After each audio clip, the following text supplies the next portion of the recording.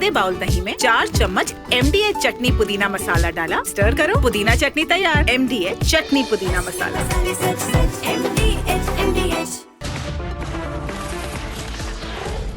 Ladies and gentlemen, on the program tonight, the two of the biggest cowards, Lalit Modi, coward number 1, Vijay Mallya, coward number 2, declare themselves the biggest fugitives running away from India.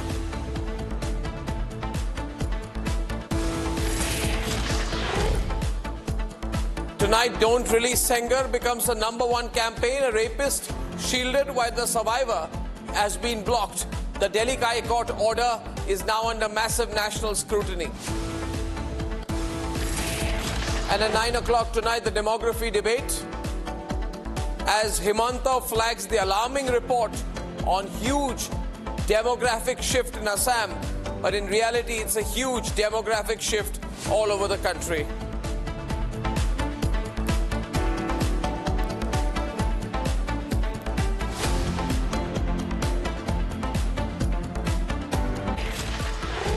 My attention has been drawn to a video that has been either posted or put out by either of the two cowards. There are two of them in the picture there. I don't know who the third lady is.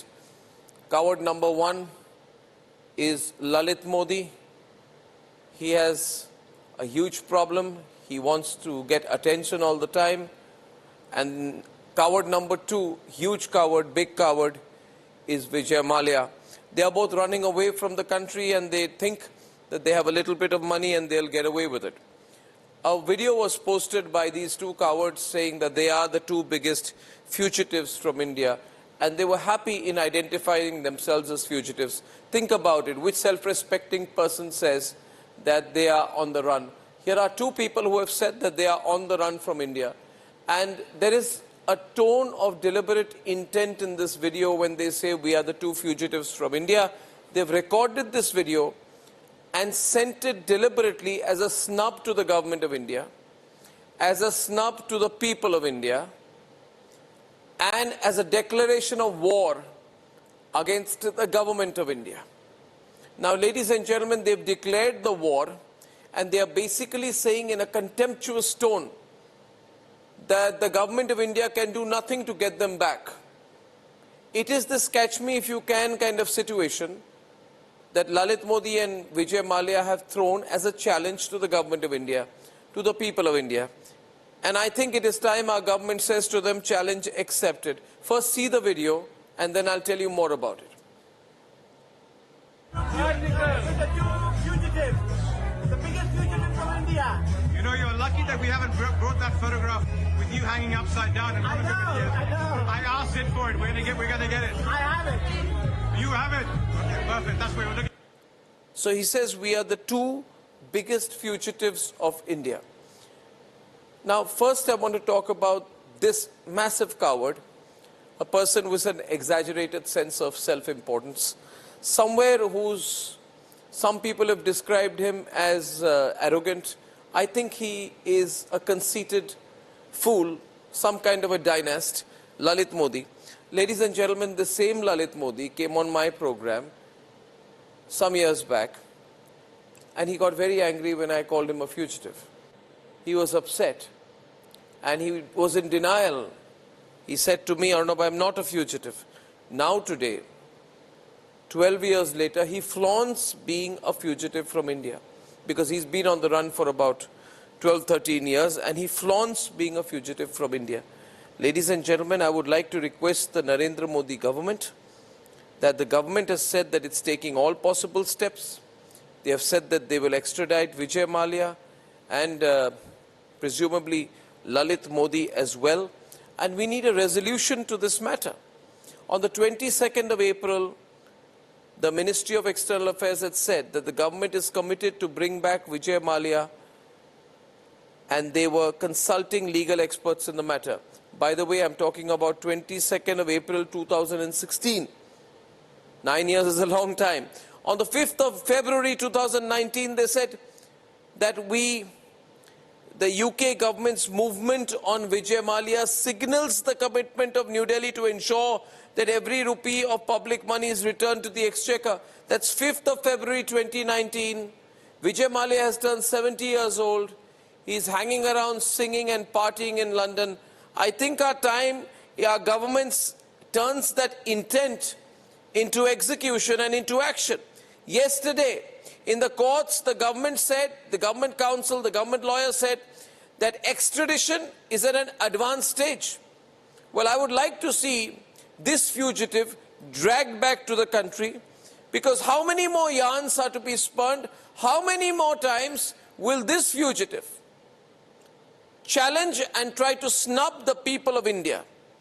And he's doing this only because he's begun to believe that he's forever going to be on the run.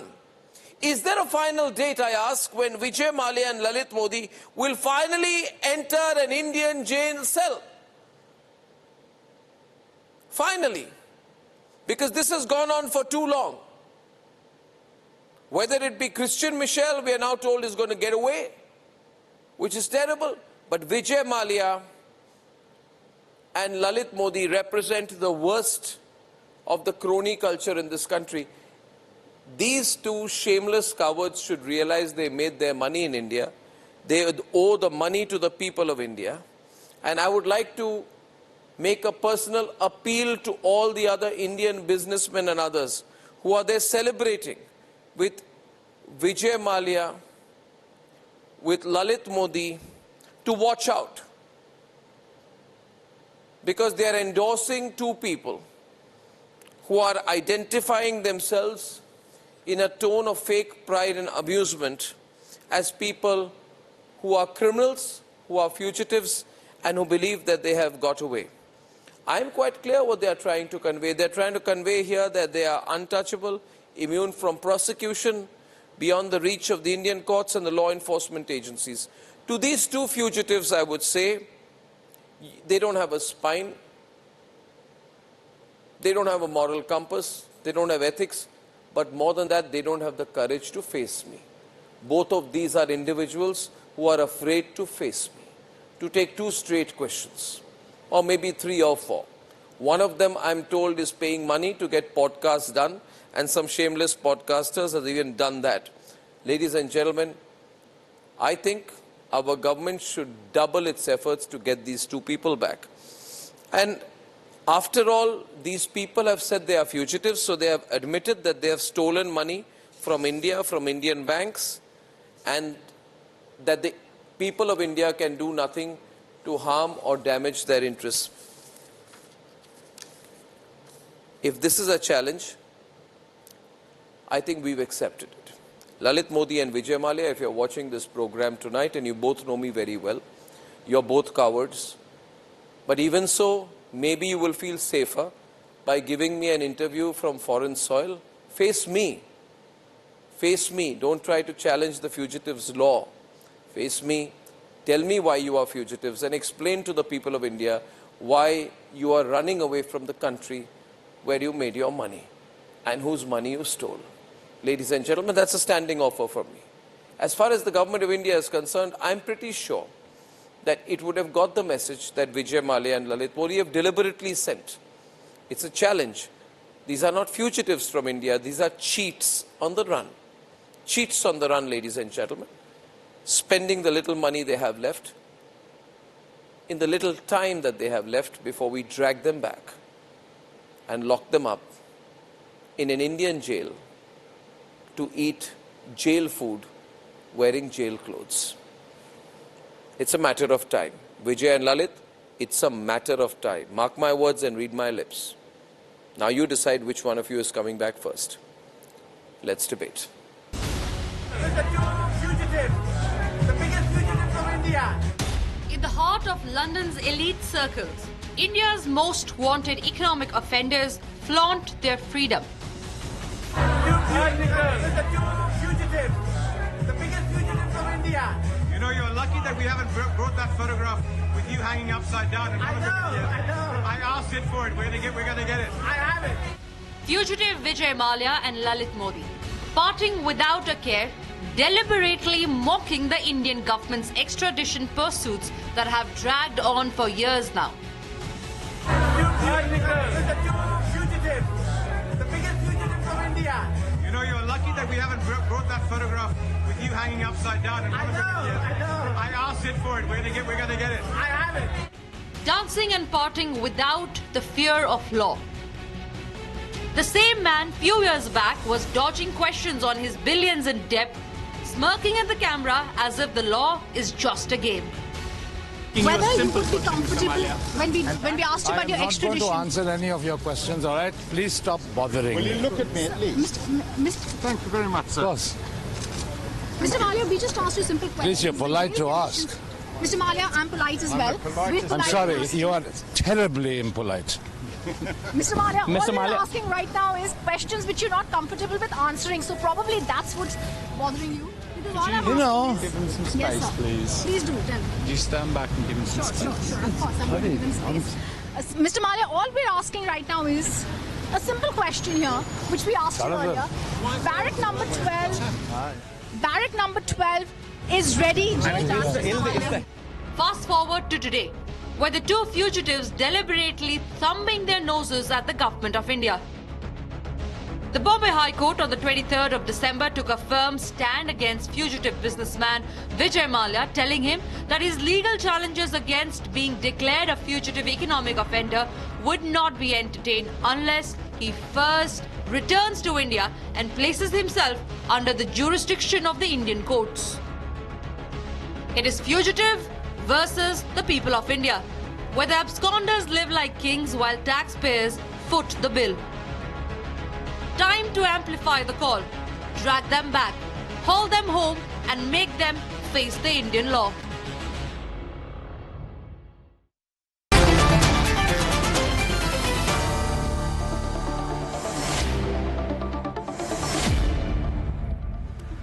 Hari Prasad SV is the PNB scam whistleblower. Vijay Agarwal is a very well-known senior advocate, criminal advocate. He's also been lawyer for Mehul Choksi and Nirav Modi. Santosh Mehrotra is with us tonight, well-known economist. He's usually a critical voice of the government, and Sushil Kedia is pro-government on this matter. He's a political economist. Now, Lalit Modi says that he and Vijay Mallya are the two biggest fugitives from India. I get a sense here. Hari Prasad SV, you know, you've been a PNB scam whistleblower. You know how these people make their money, right? So, your first thoughts as a whistleblower when you hear these people say, we're the two fugitives from India and celebrate and spend their money in a London club. Your thoughts? Yeah, my thoughts are just like, it seems it is easy for fugitives to commit frauds in India and escape from India and challenge the government of India. That shows how loose our legal system is to get them back, number one. And at the same time, it seems it's a natural for people to fleece the country with wealth and walk away from the country.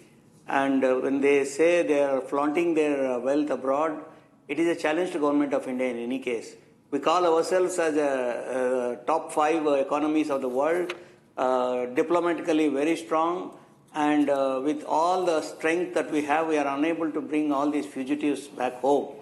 That's a challenge that we are facing today, and obviously the government of India has to answer why they are unable to get them back. So in 2013, Santosh Mehrotra, Lalit Modi came on one of my programs and he got very angry when I confronted him and called him a fugitive. He said he's not running away, he's not a fugitive. Today he is declaring himself a fugitive after 12 years. Why do you think he is doing this? What's his intent? That's very difficult to answer, Arnab, as you can imagine.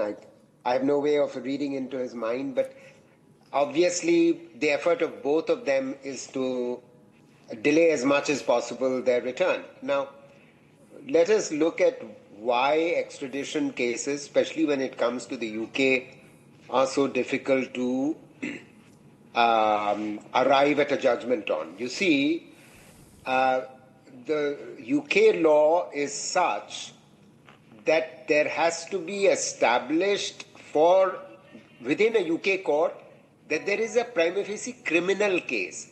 You know, with a criminal case, and the crime has to be recognized, of course, in both countries, but it must be criminal under UK law as well, not just Indian law.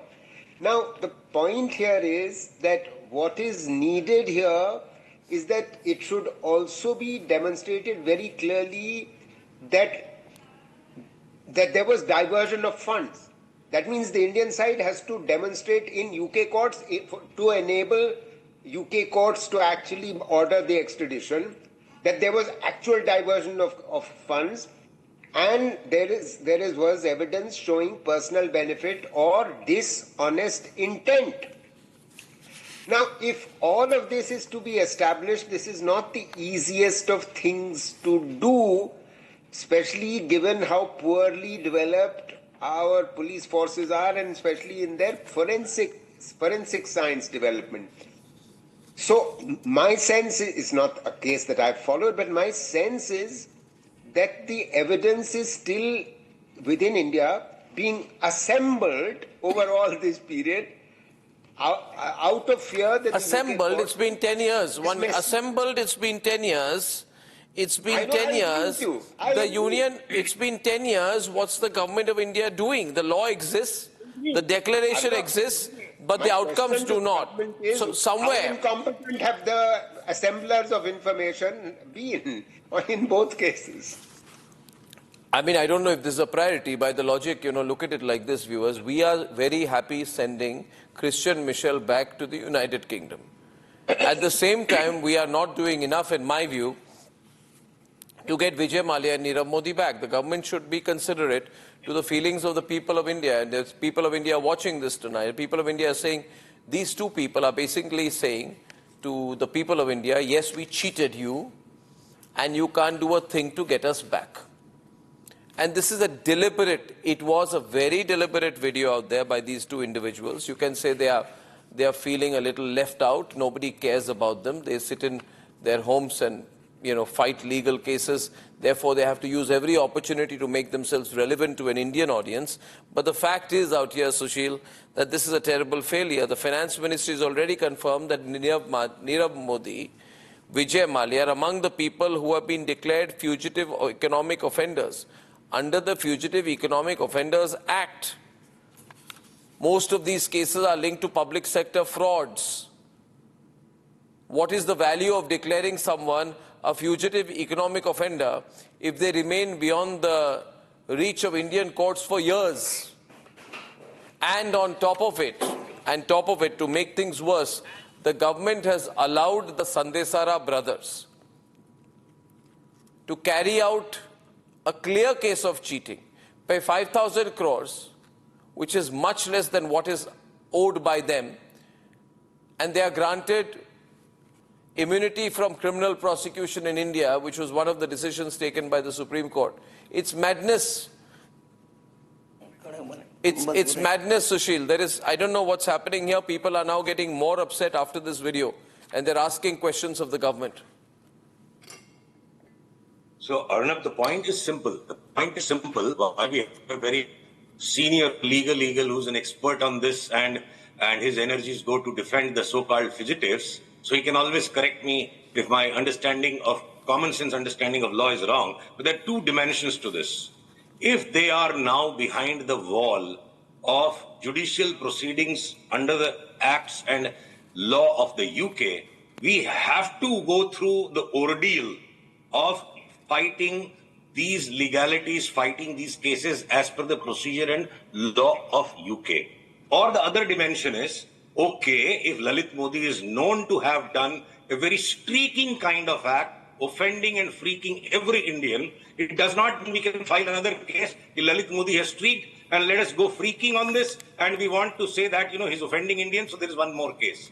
The compulsion is either you use diplomacy only when, it is something like a national security threat or, an act of war or something tantamounting to that.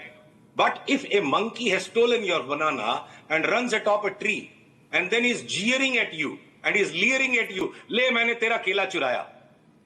So, of course, the blood will boil. you will want to go and hit that monkey. I think, first of all, I think they are worse than monkeys. Vijay Mallya, Lalit Modi sometimes dances like a monkey, but he's worse than that. That's not the point tonight.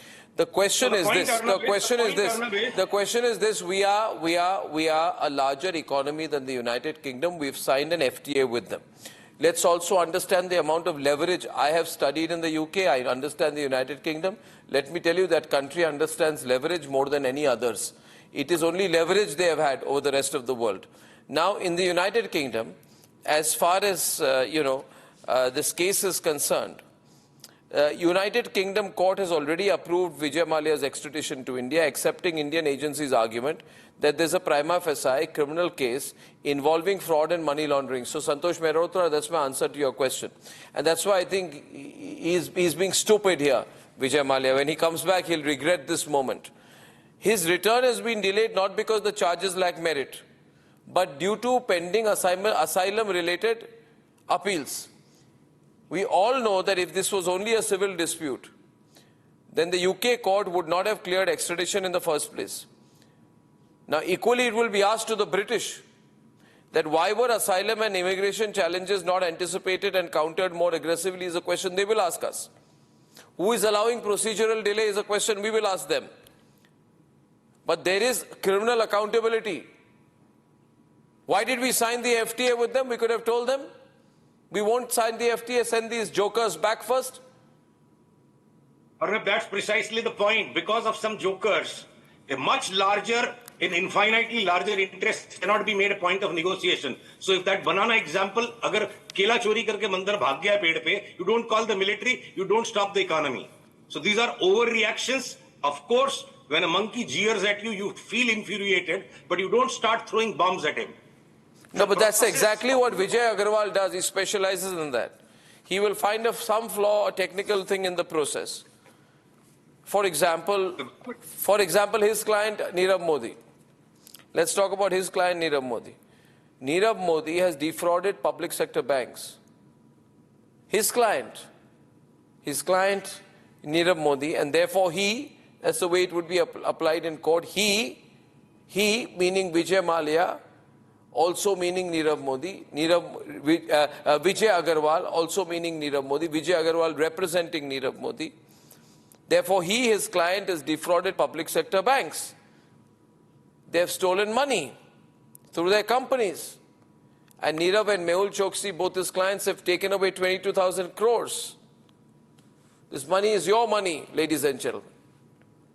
And Vijay Agarwal defends the stealing of your money.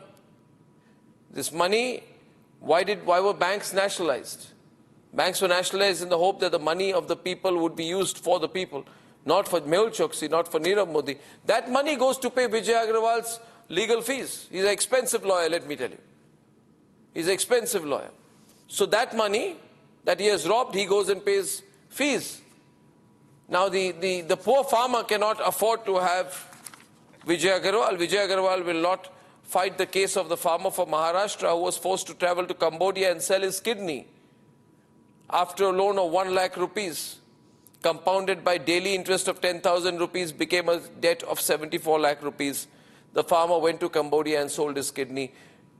Vijay Agarwal will not fight the case for the farmer from Maharashtra, or for someone who has to consume poison, unable to repay a personal loan from a nationalized bank. This is not fiction. I don't know why you're smiling. You don't even feel bad, Vijay Agarwal, when I tell you these stories. But there's a reality. These people, I'm not saying technically you can't fight their case, but these people are all frauds. All frauds who have robbed from the country and are now putting videos saying, see, I'm the fugitive, I'm a fugitive. Where's the morality in this, Vijay Agarwal? There's not even a legal defense here that you have. You know?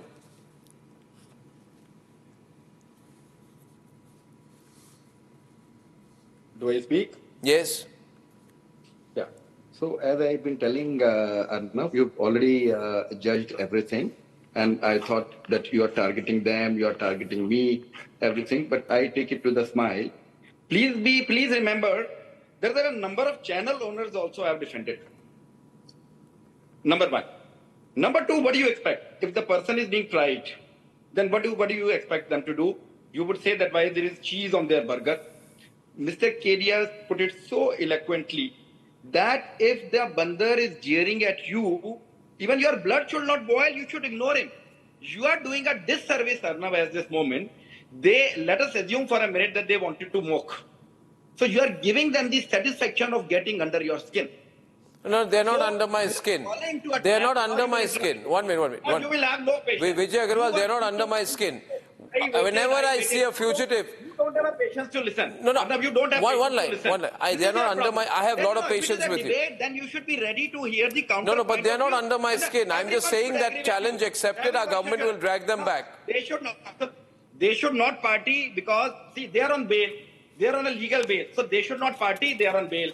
I should not defend them because I am the lawyer. We will say, oh, because Arnab is saying, so we should keep quiet, we should go under a cocoon, we will not do anything. This is what we should do. I'm sorry, everyone will live their life. Will you please tell me, the people who have been brought here, let us assume, Christian Michel you brought Rajiv Talwar, Deepak Talwar, you brought Rajiv Saxena, what have you done? Now people are on bail. Now have you completed a single trial till date? No. You are spending the money of the public exchequer, and the government of India is spending money going there, going here and everything. So have you been able to complete single trial? See, as a lawyer, what I have been taught, what is my dharma? A person is innocent till he is found guilty. In 2G scam, you were saying that everyone is guilty, everyone got scot-free, everyone was acquitted. In Arushi Talwar, you said, then the people got acquitted after 3 years. Tarun Tejpal, he got acquitted. So everyone has a right to defend. Everyone has a right to representation as per Constitution of India. They say even if the One minute. Vijay Agarwal, I think that you are being very contemptuous. Vijay Agarwal, in 2022, the Supreme Court of India sentenced Vijay Mallya to 4 months imprisonment in a contempt of court case after holding him guilty of willfully disobeying court orders related to asset disclosure. You as a lawyer are saying it's good.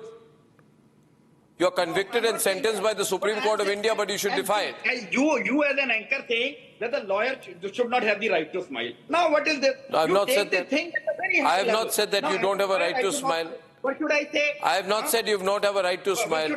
I am simply saying here that you do understand that these are two people, especially Vijay Mallya, robbing people to catastrophic levels. Zero accountability, and therefore what they have managed to do is not draw my attention, by the way. My attention is on them. Don't worry. My attention is on them. Now, my question is not that. My question is that here is a person who has diverted people's money to buy a UK-based F1 motorsport firm, a T20 IPL team, his private jet sorties. I am also questioning the government. Having said that, I'm saying that now maybe these are their last days. When they have said we are the two biggest fugitives from India, you want me to open the lines? You see, I question everyone. I have questioned both the Supreme Court and the government in the Aravalli's case. I am right, people are with me. They are neither with the Supreme Court nor the government in that case, Vijay Agarwal. So I'm not here to make anyone happy. I'm saying you've gone and said, we are fugitive. Tomorrow your other client, what's his name, Mehul Choksi, will also come and say I'm a fugitive. He's too unwell to be dancing like that. That's another thing. But he'll say I'm a fugitive. It's a declaration of war against the people of India. What is the need to do that? Because you think you've got away. You sober down, there's a legal process on. Have you ever felt, what is this? There is a feeling we got away. Am I wrong? Firstly, now that you've started Mehul Choksi is not yet a fugitive declared, number one. Number two is that you were saying that... Choksi has 200 shell firms and Benami assets protected by you, right? He has a 11,400 crore fraud of Punjab National Bank. He was recently arrested in Belgium. Even you could not save him. Even you could not save him, Vijay Agarwal. These people think they can flee abroad. mock the law on camera? There. This is the problem. Number one. Otherwise, whosoever I defend, I am able to say. Now, there are three points I want you to make. See, you say that the other businessmen should not party with them. So you want to go to London and what they say, block their hookah pani. Now, anybody, so you should give them the Jamaat Bahar. So nobody should party with them. Nobody should meet them. They should become a social recluse. Everyone on. Lawyer should not smile because he is defending.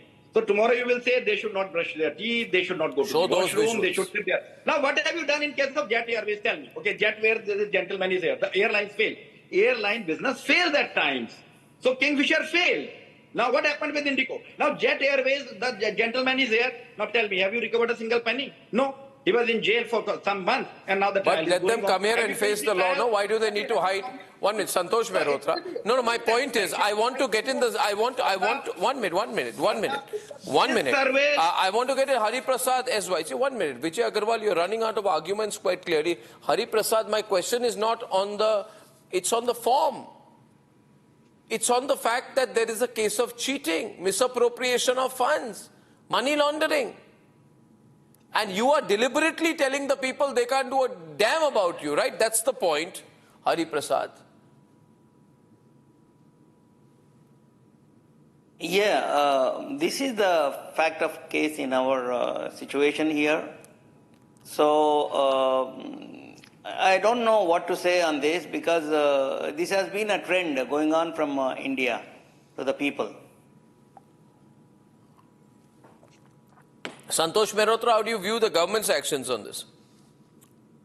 Sorry, ask that question again. Does this put the focus more intently on what the government should be doing or changing its track or strategy to get them back? Imagine 2-3 years pass, they're still not back. Or they don't come back physically, what happens then? Yeah, well, clearly my suspicion as we move and as this thing drags out is that the Indian prosecutors have not quite worked out all the details on the UK side, because the UK court system in respect of extradition apparently has extremely detailed requirements. If the case has a simple narrative from the perspective of the judges, as was the case for Nirav Modi, it was fairly straightforward to determine from the point of view of the UK judges in the Nirav Modi case. So there was in the case of Nirav Modi, there was a fake guarantee, there were illegal loans, there was money laundering, and the bank exposed all of this, and that's how it was easy to nab Nirav Modi. The story is not simple from the point of view of the UK courts.